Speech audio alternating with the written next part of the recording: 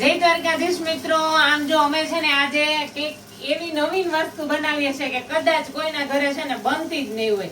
કેમ કે આ વસ્તુ એવી બને છે ને કે બહુ મહેનત વાળું કામ છે અને નાના મોટા બધાને આ વસ્તુ ભાવતી હશે.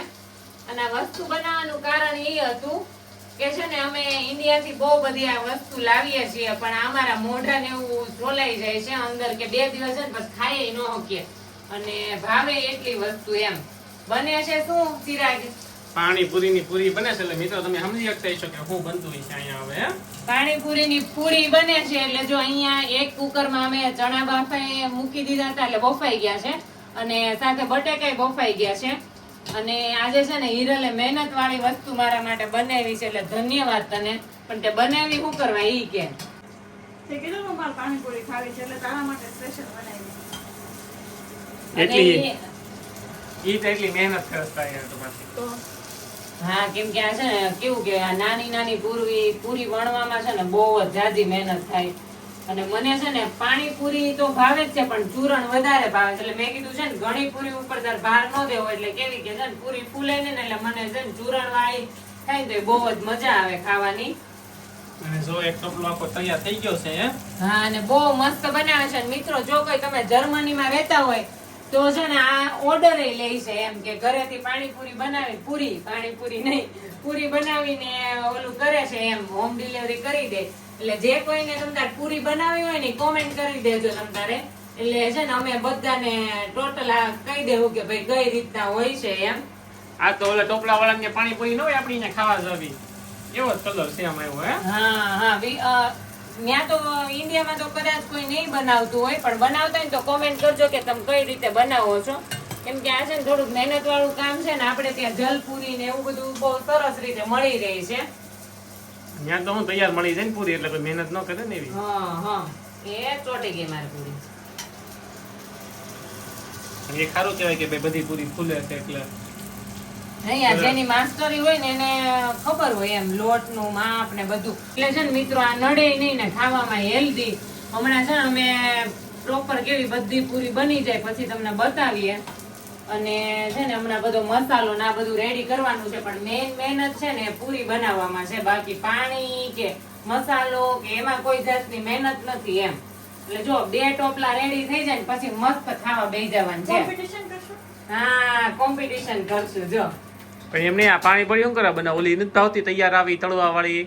ના યાર તમારા મિસિસ ને નથી. તૈયારમાં છે ને બહુ કેવડાવે છે એટલે બાકી તો કઈ વાંધો નહીં. આમાં મહેનત કરવી પડે પણ મોઢું સોલાઈ જાય.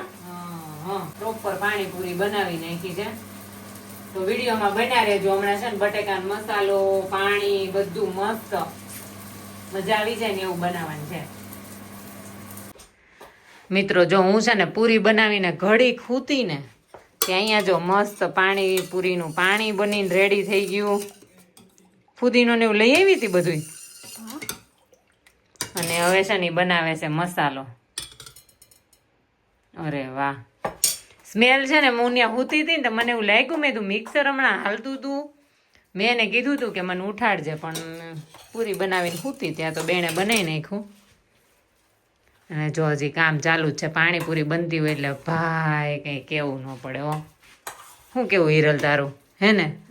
પાણીપુરી તને એટલી ભાવી ને બોલવાની ઈચ્છા નથી થતી. બોલો. હવે ખાવું છે. ક્યારની બિચારી મહેનત કરતી હતી બપોરની એટલે એને એમ થયું કે ખાઈ લે. હે મિત્રો હું તો છે ને ખાલી હુવામાં જ હતી અને પૂરી બનાવતો હતો ને ત્યારે આવી હતી થોડીક વાર એમ તો હે ને હિરલ? એટલે જો મસ્ત પાણીપુરીની સ્મેલ એટલી મસ્ત આવે છે ને જબરજસ્ત. ને બહાર છે ને વરસાદની સ્મેલ એટલી મસ્ત આવે છે સાથે સાથે. એટલે છે ને પાણીપુરી ખાવાની કંઈક ઓર જ મજા આવશે. ચાલો હમણાં જમવા બેસી જાય કેમ કે ઓલમોસ્ટ બધું રેડી થવા જેવું છે. ખાલી હવે થોડું કંઈક કટિંગ હશે કરી લે. તૈયારી કરવા મળી કે હું? હા, હવે જો આ પૂરી બની ગઈ હતી મસાલો ને એવું બનાવાઈ ગયું હતું. જો આ પાણી બની ગયું હતું. મેં કીધું અહીંયા છે ને થોડું ઘણું મૂકી દઉં એટલે કેવું કે હમણાં જમવા બધા બેસી જાય એમ. એટલે આ તૈયારી મેં કીધું કરી નાખું. હજી તો આવે છે ઓનિયન કટિંગ થાય છે. ડાઇનિંગ ટેબલ ઉપર પૂરી ખાવાની મજા ન હોય જેટલી પલોઠી વાળીને ખાવાની મજા આવે ને એટલી. ટોપલું પેલું હા હા બે ઈ ટોપલા. જોતા જોતા એને તારક મહેતા મજા આવી જાય. અમે જો પથારી કરી નાખી છે, પાણીપુરી ખાઈને અહીંયા સીધું હુઈ જવાનું છે. એટલે હમણાં બધું ધીમે ધીમે તૈયાર કરીએ પછી જમવા બેસી. અવિશા એકલી એકલી પાણીપુરી ખાસો પકડાઈ ગઈ તું. હજી કોઈ આવ્યું નથી ને ખાઈ લેવા રહેવું જોઈએ ને. મિત્રો એકલા એકલા ખાવા માંડ્યો. મહેમાન ઘરધાણીને તો પૂછતી નથી ને કે ચાલુ કરી દીધું એને.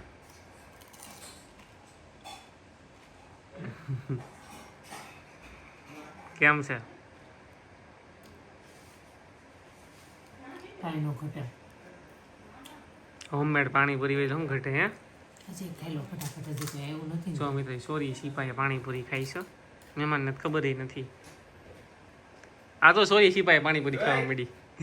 ટેસ્ટ તો કરવો ને. હજી ત્યાં ચાલુ કરીએ. પહેલી જ છે. બીજી છે અવાજ આવ્યો તો.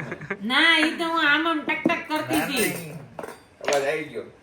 હાસુ બોલ કેટલા મી છે?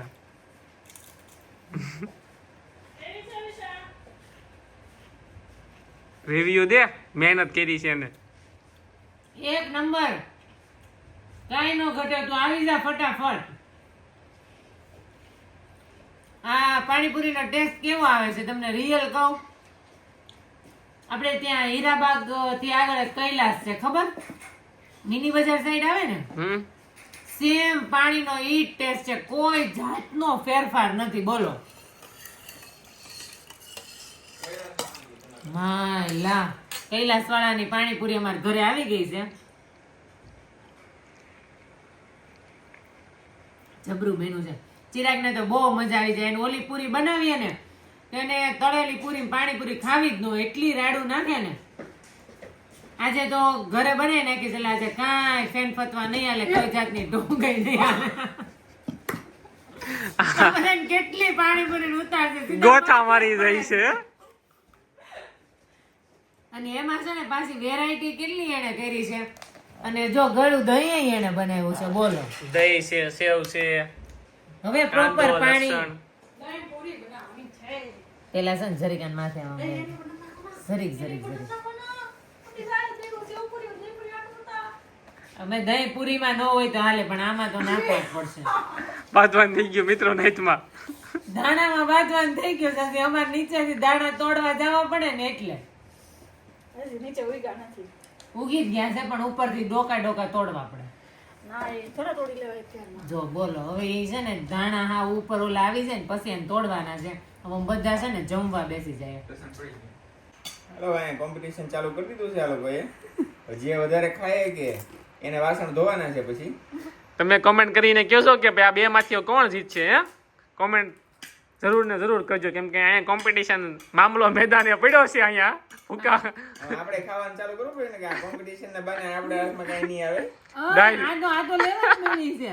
તો એ જીતશે. વાસણ ઉટકવાનો મોકો એને મળશે. વિડીયો કેવો લાગ્યો પ્લીઝ લાઈક કરજો, શેર કરજો, કમેન્ટ કરવાનું ભૂલતા નહીં. અને કોમેન્ટમાં જરૂર લખજો કે આ બે માંથી કોણ જીતતું હોય છે. આમ જો આ બધું રેડી છે. હું બોલવામાં રહું ને ત્યાં તો ખાઈ લે.